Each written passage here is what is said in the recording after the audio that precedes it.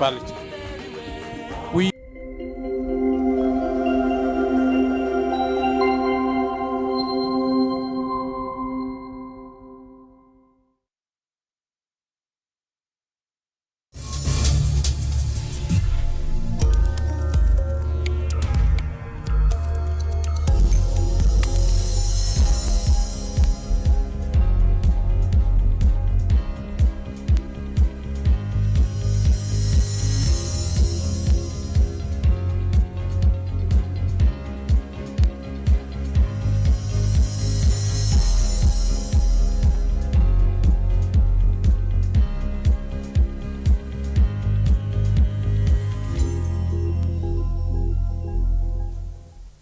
Good evening, televiewers, and welcome to yet another exciting edition on our program, Mountain Echoes.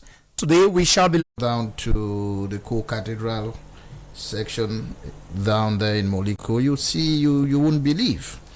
I was part of the very first initiative of the co-cathedral several years back, and for several years thereafter, it was, I think, the biggest scandal that the Diocese of Buea ever witnessed in terms of embezzlement, in terms of mismanagement, and in terms of very many other vices. And for 3 years, we have seen the monumental change, the transformation that area has taken. And I want to say that in these 3 years as well, we've been able to see how the faith of the people in the diocese, the Christians in the diocese, have been tested by several challenges. And I think that the bishop has been able to move along with the flock.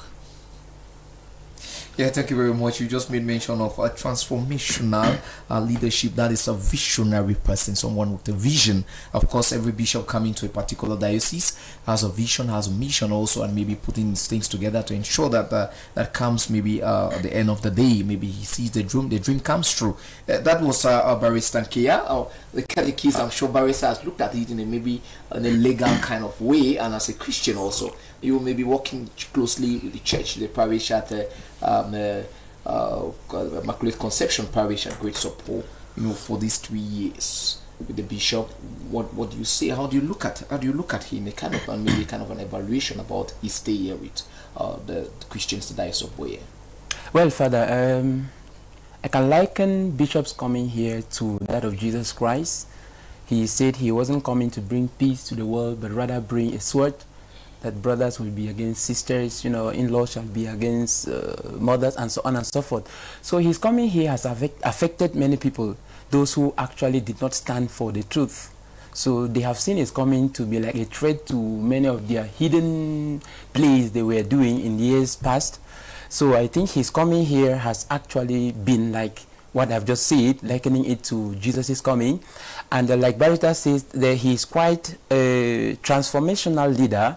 And you cannot be transformational if you are equally not participative, which may want to associate participative leadership to that transformational leadership, which means that he is such a nice man. I started experiencing or encountering Bishop right from 2013 back there in Bafme when I received the sacrament of confirmation. By then I think he was still the auxiliary bishop in Bamenda. So I was fortunate to have been confirmed by him. And from there, I started studying and observing certain things that are worth saying of his personality. He has just come and confirmed it in his presence or his visit here to Buea. Okay. Yeah, thank you very much, Mr. Emmanuel. And to Mr. Eugene, there is this evolution of things. We know that everything evolves, even in the church, in the world, activities, even in the social media, that big arm. Which someone has called the fourth arm of the government. Things do evolve, cultures do evolve, maybe tradition do evolve, and the rest. Even in the church, for the evolution of things for the past 3 years, what has changed? You could maybe in the Diocese of Buea, as far as the presence of the Bishop Michael Bibi is concerned. Thank you so very much, Father. I think before I look into what the last 3 years means to the Diocese of Buea, we should first of all know where the diocese was before the arrival of Bishop Michael Bibi. The diocese was steeped in absolute confusion and corruption and and misunderstanding even amongst the clergies of this diocese. Before the arrival of Bishop Bibi, there was no unity among the priesthood, among the entire clergy in this diocese. And looking at the coat of arms of Bishop Mike Bibi, before he came here, he said, I am going to Buea diocese to concentrate them in the truth. And you cannot concentrate people in the truth if you yourself, you are not truthful to your own self. The first thing he came, he has successfully reconciled the entire presbyterium of the Diocese of Buea. Before the bishop came here, there were some priests who were renting houses in various quarters in their parishes. He came and reunited and relocated them to the nearest parish presbytery next to their parish. And today you can see priests from 2-3 different parishes living in a common presbytery, living together as brotherhood, living together as friends, and from there they are executing their functions as priests in the diocese. As Barrister Nkea and Emmanuel has said, for those of us who are close to the diocese before the coming of Bishop Bibi in this diocese, even the spiritual aspect of this diocese has fallen. The diocesan pilgrimage in Bojongo was no longer going on. The Great Shrine in Sase was not functional. It was dilapidated. The structure has collapsed. But Bishop Bibi has come. The first aspect he has looked into it is the spiritual aspect of the diocese. We now have our diocesan Lenten and Advent pilgrimage in Bojongo. Next week, the 2nd of March, the entire diocese will congregate in Bojongo for the Lenten pilgrimage. That is working on the spirituality. The Great Shrine, a permanent priest has been assigned there, where people from various parishes and all walks of life, they come there weekly, monthly for their spiritual revival. And the bishop is a bishop of his Christian. He is very close to his flock. Every Sunday, the bishop celebrates Mass in either one of the parishes in this diocese. That is something which was very rare in the past. He moves from parishes to parishes every Sunday to strengthen the spiritual aspect of his Christians. And we can see the numbers of confirmed Christians, the number of marriages that have taken place. We will say the bishop is a shepherd after God's heart. I think that's Nkea, to add to what Mr. Kebei was saying in terms of the spiritual growth, the transformation, the innovative approach to fishing souls, as is known. You see that there is this aspect where the bishop does catechesis on every Mondays. That is very, very innovative. I've not seen that before.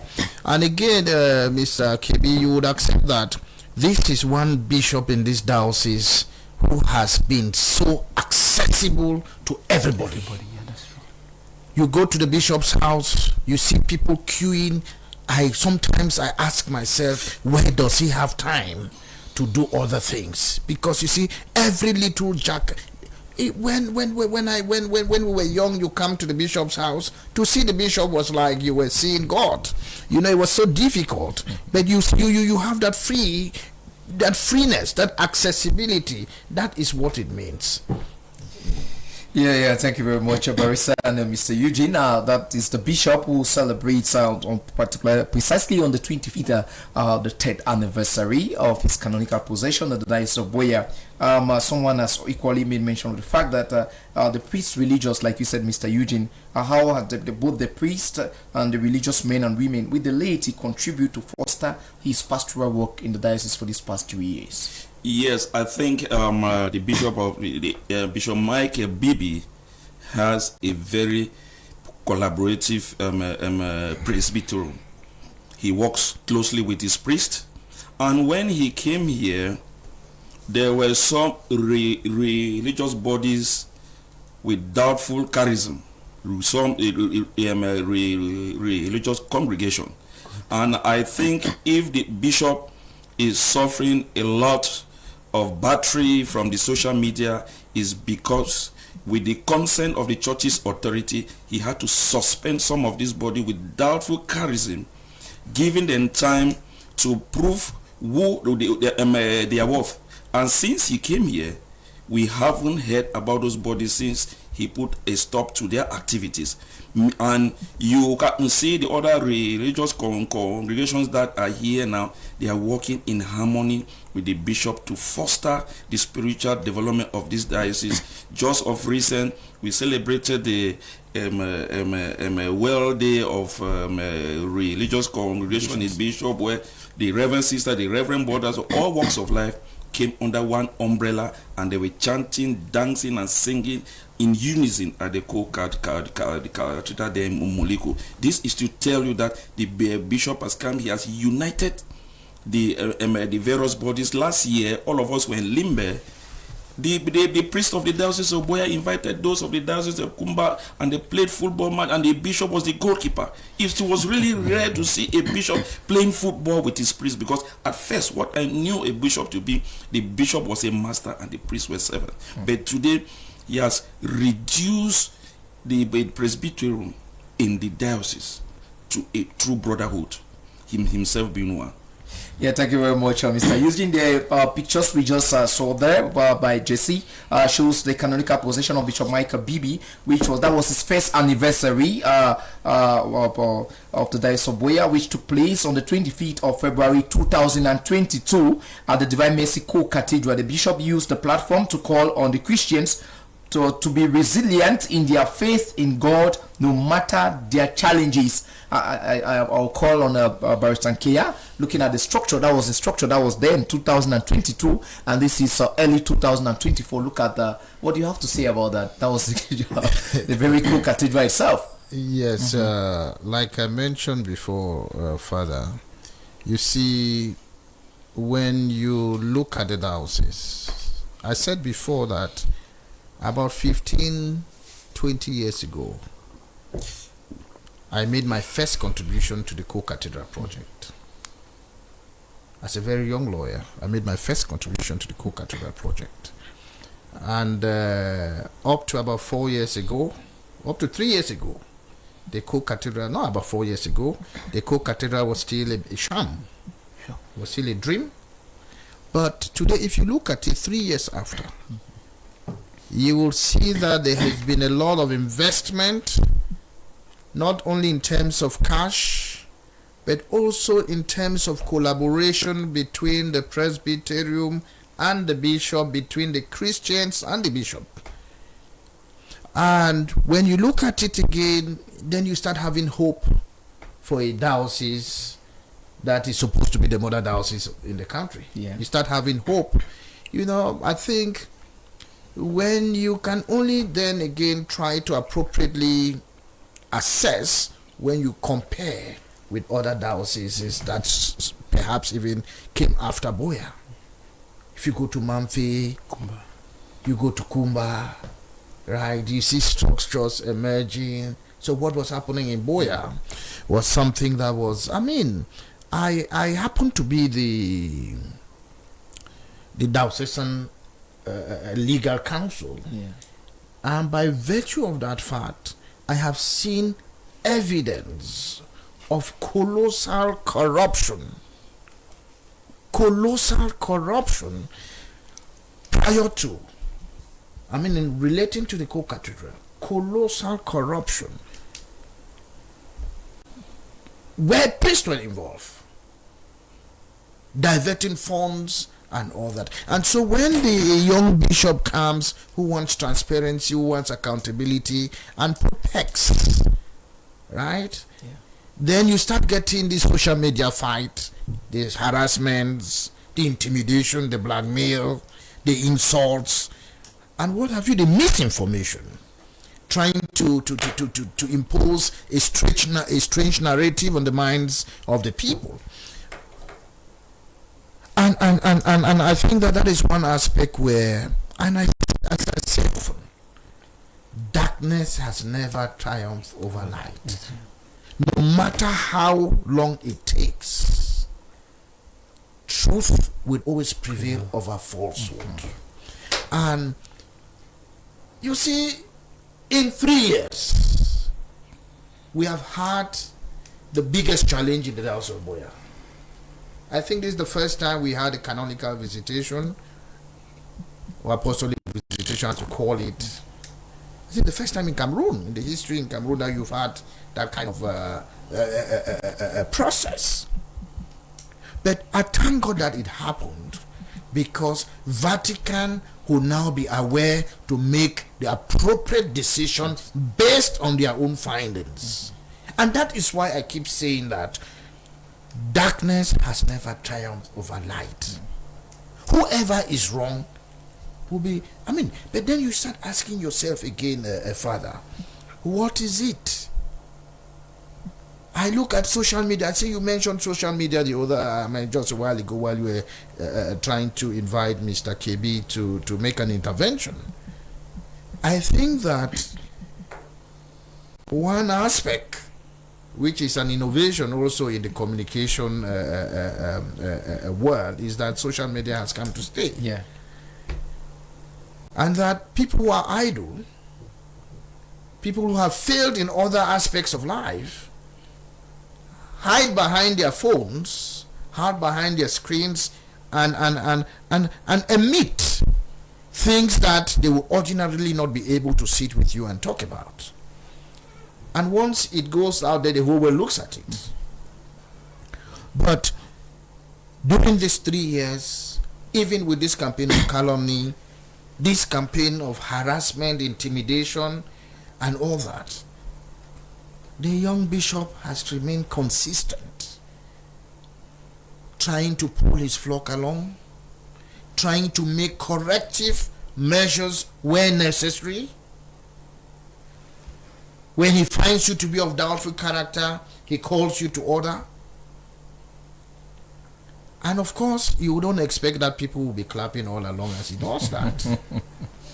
When he suppresses these congregations, to use the word of Mr. Kebei, with people who have doubtful charism, I have never seen in my whole life where somebody who is being subjected to a process of that nature goes to television and is attacking the bishop, saying that bishop is what did they use, xenophobic.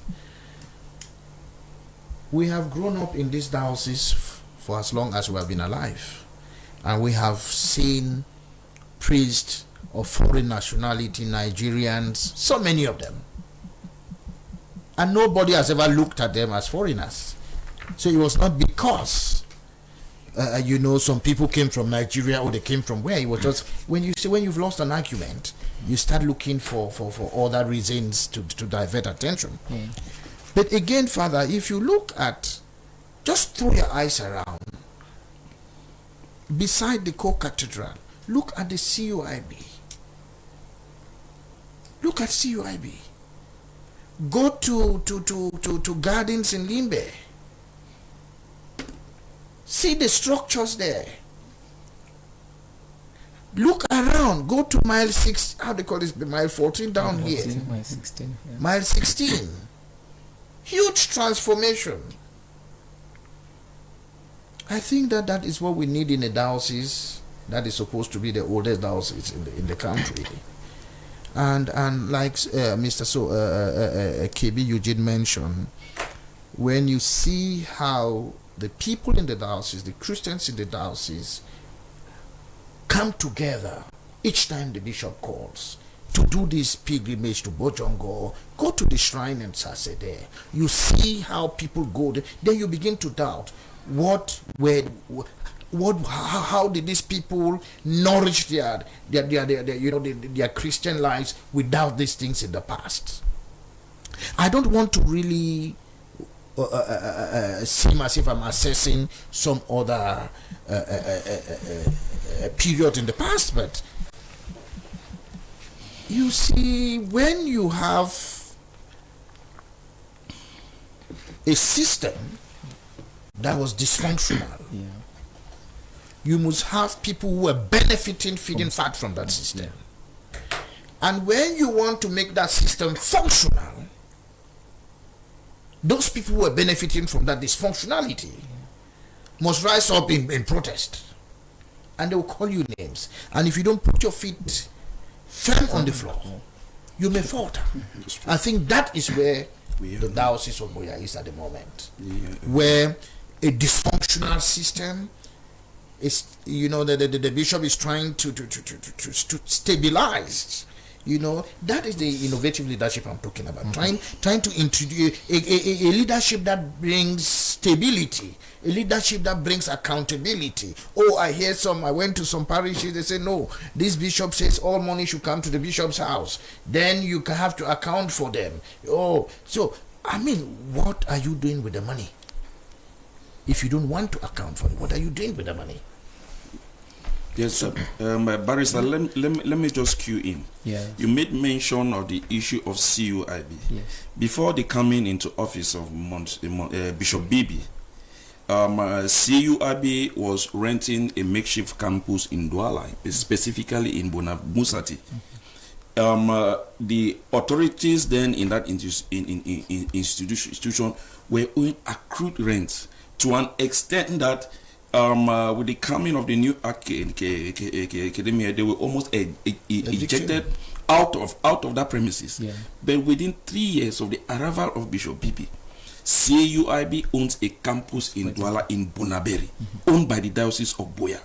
In fact, it was within the first 2 years. Yes, owned by the Diocese of Buea. If you go to the present campus of CUIB here in Moliko, there are 2 huge structures that Bishop Bibi has erected to accommodate the students. Now, the $1 million question is, where is the bishop getting all these funds? If you look at our educational setting, before the coming of Bishop Bibi, teachers were all arrears or salaries.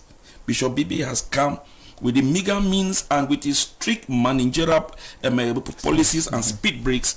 All the areas of teachers have been cleared. And then the management of the educational fund has been centralized in such a way that he is able to put an eye on every franc that comes in and goes out. And if you see the infrastructural development that is going on in our secondary schools and primary schools around the diocese is so amazing.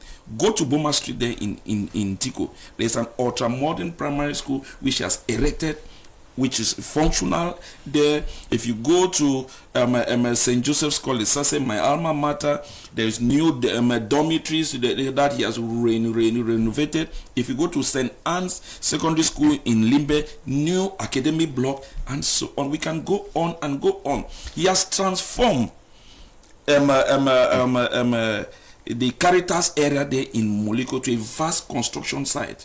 There is the Bishop Pius Hour Pastoral Center, which they are currently erected the 3rd block. Yeah. And then the foundation for an ultra-modern hall is going on now in Moliko. And for the interest of our televiewers and Christians of the Diocese of Buea, the bishop has imported a container from China being made up of 500 ultra-modern party chairs, cutleries, forks, plate and spoon owned by the Diocese of Buea. Before the coming of the Bishop during Holy Week, the celebration of the Holy Week of the teachers, he has at least stepped up their salaries and make sure that every 25th or 20 before the end of the month they receive their salary, which is a good step, and makes the teachers to be well motivated and do their work effectively. Also, that aspect of bringing each services to have a common meal discussed with them is really helping us to discuss most of our problems, and he has listening ear to our problems. So in fact, he's a father. Apart from being the Bishop of Buea and the shepherd of Christians, he's a father. He listens to us and he does what he thinks is right for the people to continue to work in harmony with him. I wish him the best, and I wish him long life in this vineyard of the Lord. Even though he had a lot of challenges, but I know that with God, everything is possible on his side. Good evening. This is Mrs. Undong Margaret talking from St. Jude Thaddeus Parish, my 14 Dibanda. I am very glad to wish our Lord Bishop for his pastoral work as bishop in the Diocese of Buea for these past 3 years. And for the past 3 years, there are so many things he has done which has brought or thrown more light in the Diocese of Buea. I would throw light on two particularly. I really wish to thank him and encourage him for bringing to light or for throwing more light on DMTV TV station, which enables us to know our faith, because it gives us a better understanding of who we are as Catholics, and teaches us our doctrine, and by giving us a deeper belief and a greater faith in our Catholic faith. All right, Lord Bishop, without having much to say, but to pray for God's continuous grace upon your life as you shepherd us, because we know it's not an easy task. We pray that let the grace which is upon you, let it be sufficient for you to resist all possible temptations that will come your way, and to shepherd us rightly, so that we may all make heaven at the end. Happy anniversary, Lord Bishop.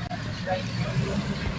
We are grateful that our bishop is celebrating the 3rd anniversary of his canonical possession of the Diocese of Buea. For us, it's a wonderful thing, and he has brought in a new twist in the management of our diocese. Everybody knows that now every Monday there is this teaching of the catechism, which is something we have not had before, and which opens up Christians to a lot. Even before we come to that, we are grateful that he came and continued the dream of a TV for our diocese, which is already very functional. The Divine Mercy radio and television service got the arm of the TV working already, and for that we are very grateful. I think the achievements are many in so short a time. He has been around just for about 4 years, and in this 4 years, 3 years of being full-fledged bishop of the diocese, he has done quite much. I mean, I just look at the speed with which he engaged on the co-cathedral that had become a bone on the throats of many persons, and phenomenally had become a thing nobody wanted to talk about. And you see the gusto with which the Christians got up again to support the bishop and get that structure, a magnificent one, standing upright, and it's a wonderful edifice in our diocese. And then we have the Bishop Pius Memorial Center that he's worked on. The things are just too many. There are just too many coming up. I mean, you will look at the duration in which all of this have been achieved.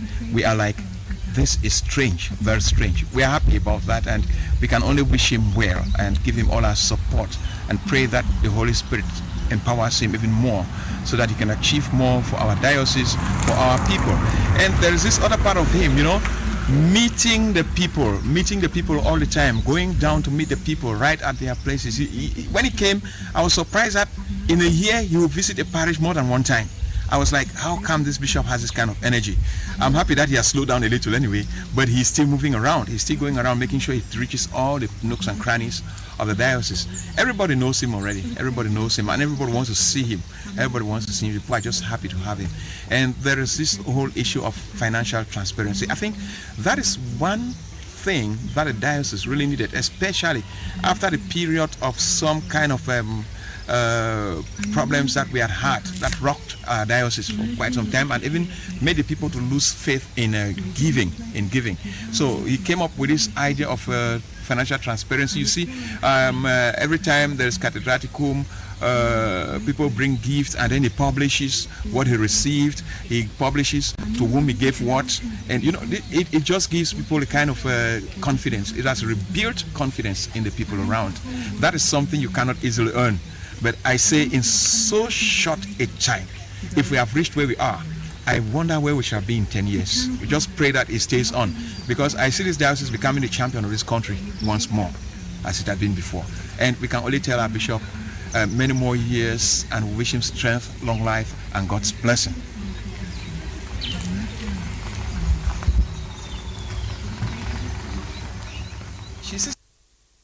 Thank you very much, Mr. JC. I'm sure we'll begin with the barrister after listening to the three persons, our Catholic Christians, of course, in St. Thaddeus Parish, the Banda My 14, and Mr. Lucius Fonkem for Mekongi Parish down here, St. Peter.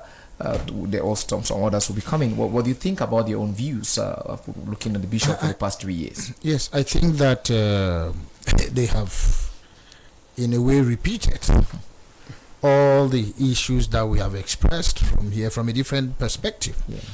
You know, we had even forgotten that we were sitting in the DMTV station, which is an innovation. Yeah. We have forgotten about that, and you see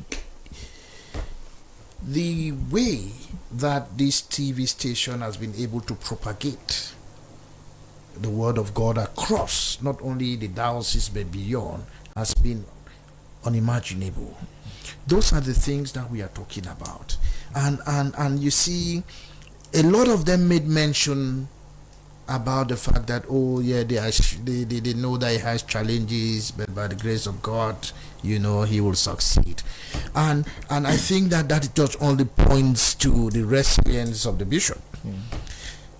And I think Rome had thought it out very carefully, very wisely, to bring a young, energetic priest and bishop to this diocese. If he were a little bit older, I am sure as a result of this social media harassment, social media intimidation, social media blackmails and misinformation, perhaps he would have suffered from some cardiac arrest. Because sometimes when you see what people write, what they spew out of pure hate, and I don't want to say jealousy because sometimes it even goes beyond that. It is sickening. It is sickening. And then sometimes again, you look around and you see the agents behind this. And if you want to imagine that they are also of the Catholic faith, you begin to doubt whether it is this same Catholic Church teachings that we all share, or they have some other teachings behind the scene. And again, you begin to wonder. But I think I saw a letter written by Mr. Kebei, Eugene, one time on social media, in which he was trying to answer to some of these unfounded misinformation about the bishops here. I think there's some riffraff out there who says he ascribes to himself so many degrees that he has achieved. So in philosophy, in theology, he's now a teacher of the church. Whereas, you know, I could see from Mr. Kebei's writing then that the man is a failed seminarian. And I mean, failed in the sense that when I read what he wrote, and there was no response, he did not deny what he wrote. There might have been like about 6 seminaries, and dismissed in all of them. And I knew that meant that it's something that touched on his character, his integrity as a person. And when that kind of person now suddenly transforms himself into a doctor of the church, a master of church procedure, canonical and whatever, you start doubting whether, you know, because you see, Father, when I was growing up, they used to tell us at home, they'll ask us, what do you want to become? And sometimes you can be very imaginative, say I want to become a doctor because that was the most fanciful profession at the time. Someone would say I want to become a priest.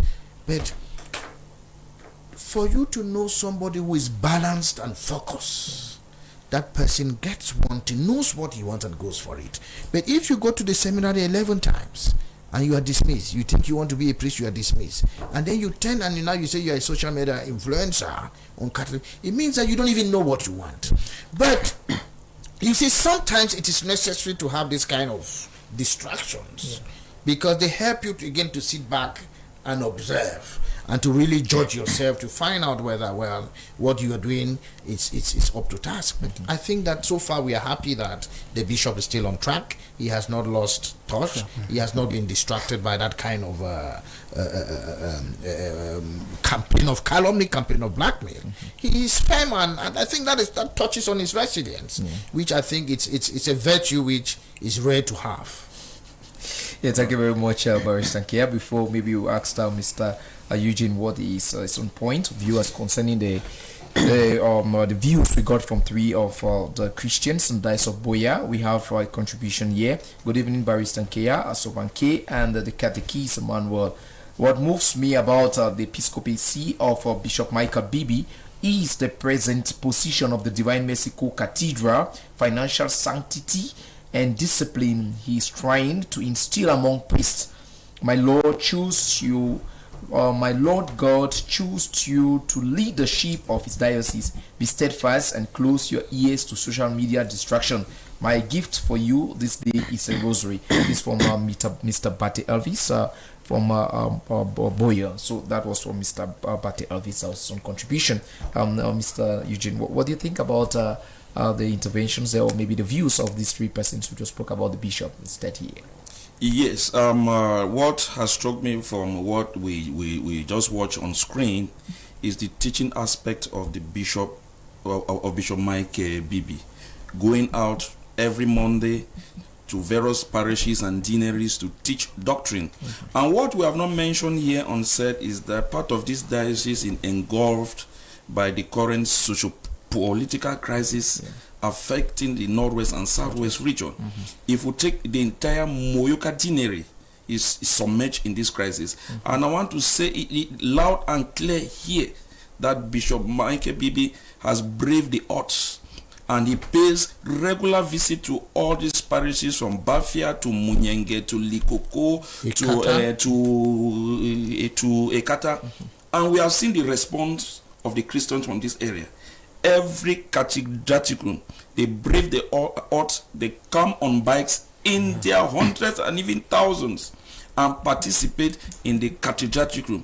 And then after that, to tell you who our chief shepherd is, they give the bishop a bike ride round the streets of Buea down to the bishop's house. The bishop himself sits on a bike, and then they write him down to the bishop's house to tell you that, listen, we were in wilderness and this our chief shepherd has come and taken us out of it. As I'm telling you, Bafia, for the past years, since the advent of this crisis, did not have drinking water. The bishop initiated a project and bought about 10 million francs worth of generator, and he has given water to the entire community of Bafia, not limited to Kali Christians. Even the military officers who are taking care of the security of that area are benefiting from the largesse and good heart of Bishop Michael Bibi. And you can see, at first, priests were hesitant to work in such areas. If you go now to Malende, or Yoke, Malende has one of the best presbyteries in the Diocese of Buea, constructed by Bishop Michael Bibi. What keeps working out my brain is, where is Bishop Michael Bibi having all this money? And then some people still sit in behind their phone screen and said Bishop Bibi is embezzling monies, when we are seeing all the developments that are coming all the way. And then let me say something. Before the coming of Bishop Bibi to this diocese, there were priests who were going on foot. But I can attest and say that since he's coming to the office, he has bought about 70 vehicles of various magnitude, depending on the topography of the parish. All parishes and institutions now have means of transportation, which was not the case in the past. Go down into record and see it. And then he has come to harmonize the type of vehicles or cars that priests use. This one cannot be, you cannot be driving a Pajero, and this other one is driving a Starlet. If you see all the priests, they fall in the level of rough cars. And those who are in the areas with bad topography, hillocks. You see, he has put smile in the faces of all the priests. And for those parishes that cannot support themselves, the bishop's house makes a monthly support to them. I read of recent in social media a letter written by one priest. He said he is a disconsolate priest, and the bishop is living in affluence while they are living in absolute misery. I tell you, I come from a parish, small support parish, before BMS Small Support Parish has existed for close to 85 years, one of the older parishes in this diocese. When the Mihi missionaries were here, we used to have harvest every year of 250,000 francs. It rose to 1 million. But with the coming of Bishop Bibi, with the way he's managing the diocese, the absolute transparency, I want to say it to the world that this year, 2023 harvest, Small Support has 8.5 million francs raised by the royal Christians of Small Support. Why are all these things coming up now? Because they are falling in love with the pastoral care of our chief shepherd. And so every parishes, they are willing to be self-reliant, to support themselves. Thanks to the managerial aptitude. Well, I think that, Mr. Kebei, there is something that you mentioned which just struck me quite strongly. When you said you read something that was ascribed to a disgruntled priest. Yes. I want to say that when you study social media semantics very well, you would agree with me that that document was not written by any disgruntled priest. It was not written by any disgruntled priest. I say it authoritatively because I have studied the communication, the syntax, and even the convoluted way that these writings are presented. And you see that it's coming from one source. It's coming from one source. But when a man wants to give the impression that he does not hold these futile ideas alone, he starts ascribing it to some anonymous people. If a priest, what he sought, wants to write an article to his bishop, he will write to him. If he wants to raise a point with his bishop, he will write to him. If he wants to denounce something, he will do so. But in this context, we see somebody coming to say that, no, you have stolen money, without giving you the evidence of money that was stolen. No, the bishop is high-handed, without giving you the evidence of high-handedness. So if you look through these things, you just see that is why I call it a campaign of blackmail, misinformation. And then, Father, you will agree, I mean, I'm trying to add to what Nkea is saying. Recently, I read some letter from the bishop to all the priests, in which he insisted that, the way the priests are dressed during the day, from 6 to 6, should be in a particular format. That is how we made the priesthood. That is how we saw priests. You could never mistake a priest for somebody else. When you saw them, you knew that was Father. Whether a small one or a big one at that, you know that Father that. But today, we had gotten to a situation where you could meet a priest and think that he was a taxi driver. By their way of dressing, putting on some jean trousers with some kind of shirt that did not look fit or consistent with the priesthood.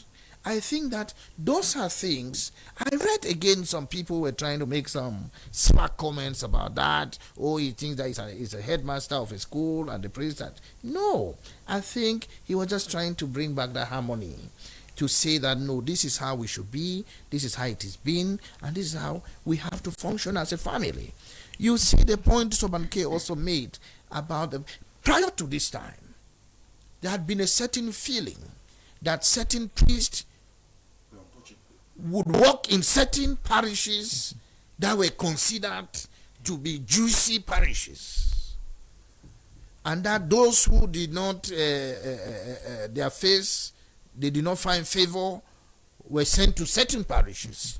But today it is clear that apart from those elderly priests who are a little bit weak and all that, you will see that every priest can walk anywhere in the diocese. And I think that that is one element that has dismissed that feeling of careerism in the priesthood. I used to know, for example, that even in terms of stipends, it was not harmonized. Some people were earning salaries, as I would say, and depending on where you were, the parish that you were working, your salary would increase as if there was category A1, category A2, and all that. But I think these are changes that have come to stabilize the diocese.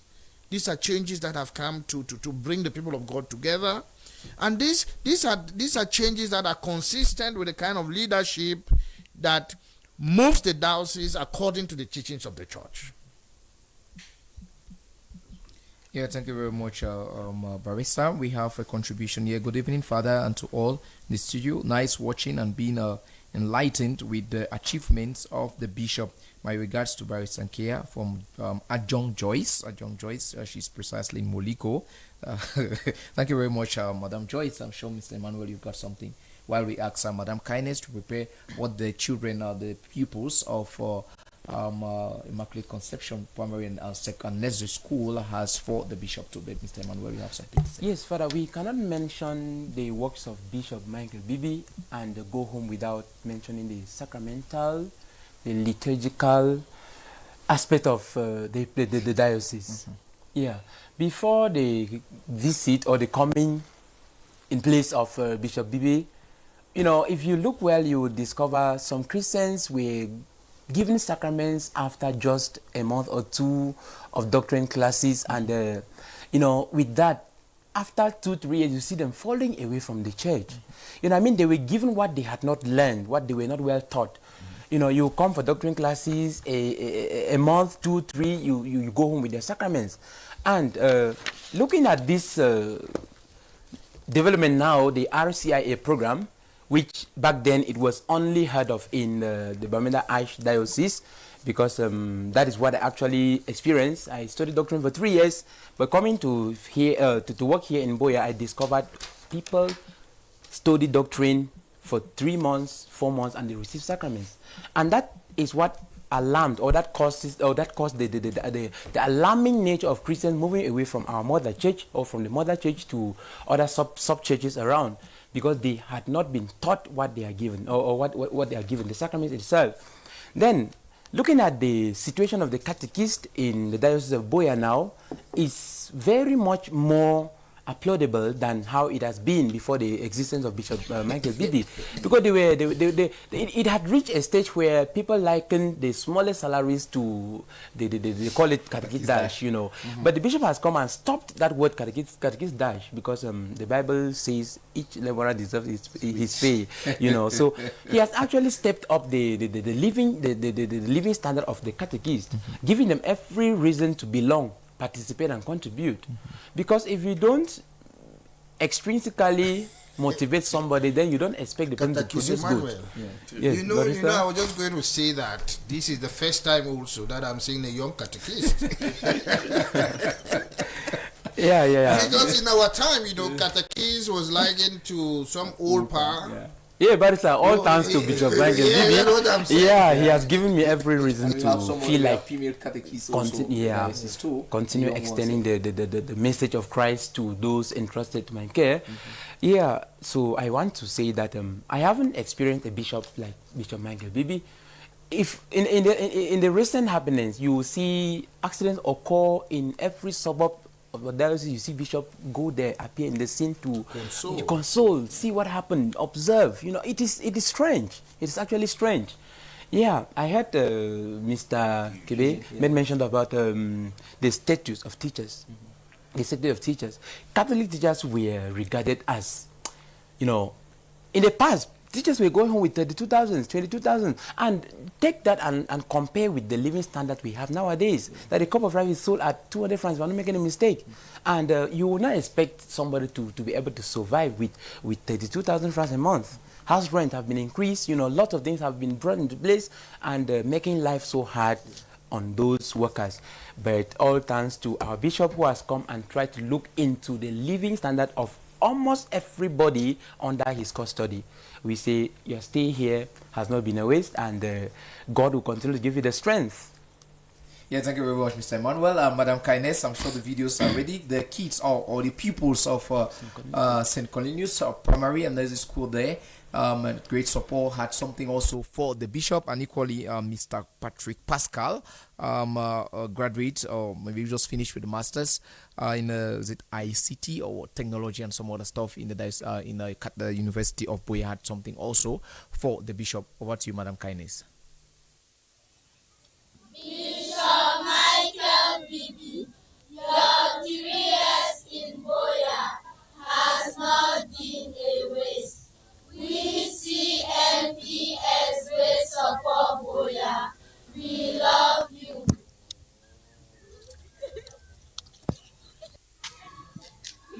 My name is Jaden Klaus. I come from CNP as great support. I want to add to what my classmates have just said. Bishop Michael Bibi is a very great man.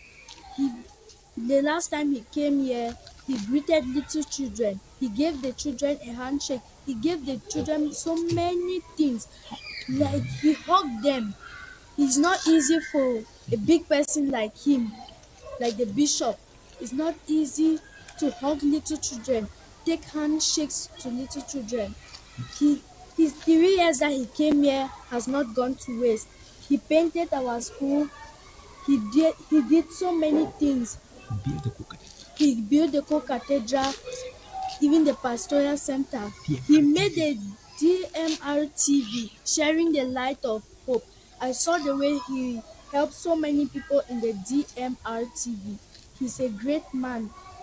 I want to say that Bishop Michael Bibi, we love you. Thank you so much. We miss you. My name is Emmanuel Glory. I'm from CNPS, great support.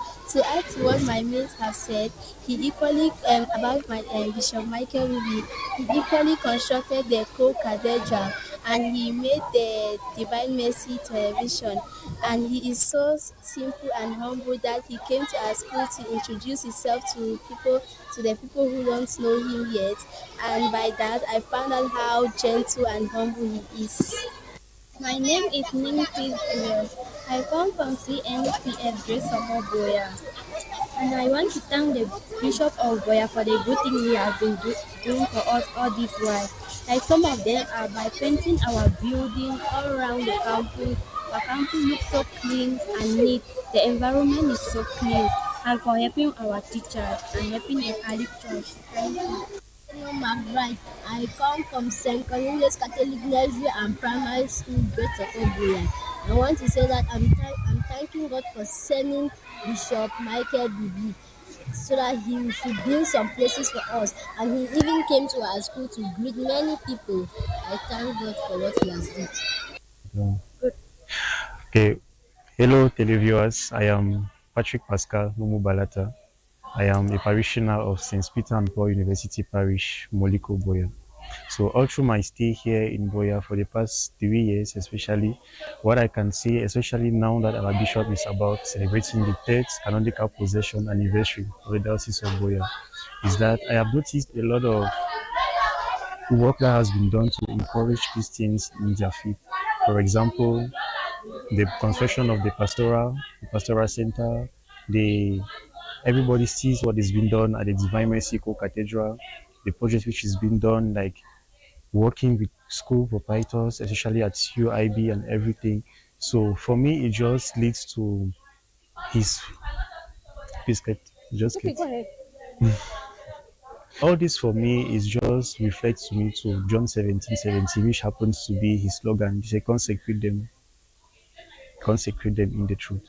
So in the work that the bishop has done, I've seen a lot of people being more concerned about the things related to the diocese. I've seen people more concerned about things related to the church. You see, like the doctrinal conferences organized sometimes at St. Charles Lwanga, where Christians come and learn about the catechism of the Roman Catholic Church. Those are little things. We can't cite everything, but at least those are some little things which I have the chance of participating and witnesses, and for me it has really been encouraging. So I just pray that, and my he should also get more inspired. He should surround himself by people who are really there to serve God and not themselves, in order to make sure that the diocese continues growing, and growing. Very much, Madam Kindness. We have one of the contributions also here. Bishop Michael Bibi, spiritual leadership will never leave you. Will never leave you. Will continue to teach us, your children, by your preaching, by your examples. You love the church. May God continue to give you and strengthen you. This is also one of the lay faithful, the Diocese of Buea. I'm sure we move with to the next year. This is from Mr. Eugene Kebei. In view, therefore, of that, what do you past 3 years? 1 year, 2 year, 3 years, just 3 things. Liturgically, first, I would like to cite certain things because in the past the liturgy has been introduced with so many things have been introduced into the liturgy, by priests. But he has tried to put strict orders, strict rules governing the liturgy. Yeah. So, and then going out to infrastructure, he has done just the impossible. Things we consider impossible in the reign of other persons has been done within a twinkle of an eye. Then going out to the third thing, his simplicity, reaching out to almost everybody in every sphere of life. So he's just a great man, and may God continue to give him the strength, and may he try to, after this pressing project, I would advise, if I am able, let him try to drop in order for its mental health, carrying out 100 projects at a time, it may result to, if not of really God's doing in his life, it may result to certain mental or health issues that may be. Yes, I was just coming to that. This is for Barrister Nkea. With the power carrying out his work, that is a bishop, what do you think will be the case in the next years? For these past 2 years, kind of a Herculean task, many things together, and the next years coming, what do you think about that? No, I think that every visionary leader executes his project in phases. And I'm sure I'm close to Bishop Bibi, and I know he has a development plan for the diocese. And so perhaps this is the reconstruction phase of the diocese for him, which requires that he puts in a lot of effort. And God has given the grace of youthful age and strength to him to be able to realize that. So I am sure that in the next 10, 20 years, the Diocese of Buea will keep reshaping itself according to the needs of the times. But I'd want to take this opportunity also. I heard you asking, Emmanuel asking Mr. Kebei what they think. I said there's one aspect that a lot of people have not identified in the bishop. That is his power, his strength, the virtue of reconciliation. He opens up even to those who batter him. He opens up even to those who throw stones at him. He reconciles with them in very genuine ways. And you'll see that when he came as apostolic administrator, one of the persons who fought him very badly was Dr. Atem of blessed memory, including his predecessor, who had gone on TV and made certain sketchy remarks that an ordinary person would not take lightly. But you can see that he had that forgiving heart, constructed 2 gigantic blocks at the CUIB and named it after them. That was a gesture that took a lot of people by surprise, and for which a lot of people have not been able to assimilate, to understand that it was his own sense of forgiveness, his own sense of reconciliation that he was trying to introduce. Look at the effort he has made to recover. The common good, the patrimony of the church. CUIB was virtually managed as a private entity. Right? And look at the effort, and so you will not, you can agree with me why you see there's this blackmail, because it would appear some people were feeding fat from that process. But again, that is somebody who is committed to the diocese, that is somebody who is committed to his work, and I believe that with this spirit, having stabilized the diocese to a point where he believes that everything is functional. We move to the next phase based on God's grace and His plan for the church in the Diocese of Buea. I think that in the next 10 years, we'll be looking at something else. Yeah, I'm sure. Yes, there's one thing about Bishop Bibi that we have not raised here. The aspect of charity.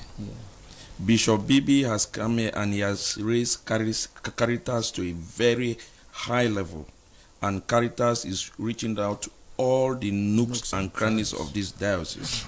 The bishop every 26th of December celebrate Christmas with the inmates of the Buea prison, and in this 2023, the bishop in the Buea prison has existed long before independence of this country. They have been having severe water crisis.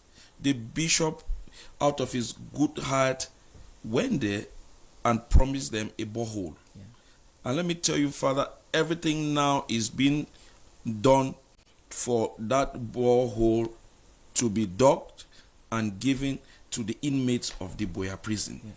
Caritas is presently going out and around now, establishing birth certificates to all IDPs and children who don't have birth certificates around the diocese. And all these gestures are not limited only to Catholics. Every IDP who does not have a birth certificate, Caritas is assisting them. Caritas is going to villages and offering school and didactic material to young peoples.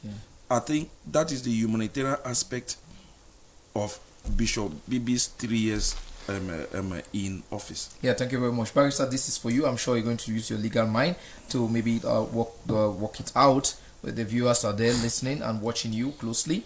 It is no news to us that since 2016 we've been in this whole issue of the crisis in the northwest and southwest regions, precisely in Cameroon, and the Diocese of Buea happens to be in these regions also with the difficulty. What do you tell the bishop after these 3 years? What can you maybe to assist him?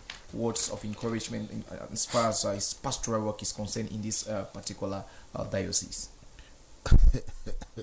You see, Father, the crisis has its own dynamics, very specific dynamics. The church in the Diocese of Buea, to the best of my knowledge, has been able to pursue some efforts towards reconciling the people who live in this diocese, irrespective of whether they are Catholics or non-Catholics.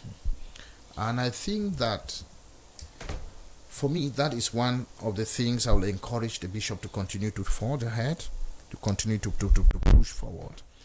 But also,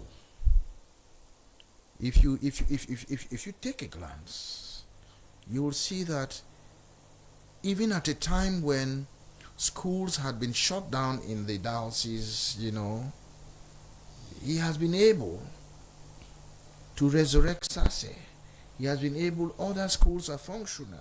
Even if some schools in Muyuka are not functional, they are kind of functional, That is the kind of thing that I think how the crisis has impacted on the diocese and weighing on the church a little bit. Because when children come to Sase, for example, they expect to live in a safe environment. They expect to, and then you don't also expect to see the military people around campus, because it creates another different phobia. So how this is managed is something that is, it's just by grace of God. But again, you have seen in the recent past, I think there was a time when a little girl was shot dead. I saw the bishop walk on foot. Yes, around Moliko. From the governor's office right down to the stadium in Moliko, accompanying the crowd, trying to keep the crowd under control. And I tell you, my dear brother, I was there alive. If the bishop was not there that day, this part of the country would have gone on fire. I have seen him again in diverse areas. There was this accident where I think some people are attacked and burnt in their cars. He was there to pray, to condole. Those are things that have come with this crisis, and how he's able to manage them. It also touches about his own security in circulating, and how you imagine that he's able to go to a place like Bafia. He's able to go to a place like Likoko Munyenge. He's able to go to a place like Mile 14. He's able to go to a place like Munyenge. Even Masoni, it is something that can only happen by the grace of God. I mean, given the security challenges that we have, that he goes to Moyoka, he goes to Bondo and all these other areas, is only by the grace of God.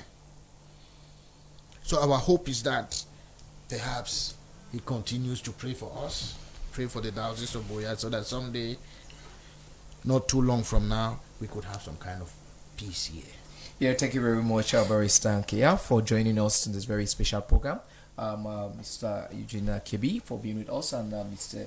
Emmanuel C. We say it together with all, I'm sure, the viewers and the very special friends of Mountain Echoes. We wish the Bishop happy anniversary of his canonical position in the Diocese of Buea, and we say, may God continue to bless him. He came with the truth, and the truth shall always prevail in the Diocese of Buea. May God, who knows us best, continue to support him in these difficult moments. And the one who is on the side of God will never be a loser. So we pray that he should remain firm, keep the leadership skills that he has, that we've made mention of, and may God continue to support him and to guide him no matter the difficulty. Stay blessed, keep watching DMRO TV, and don't go away.